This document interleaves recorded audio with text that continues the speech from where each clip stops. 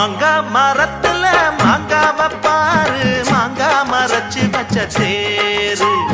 தேங்காய் உடைக்கல சேர்த்து அரைக்கல, திங்காம திங்க வந்ததாரு.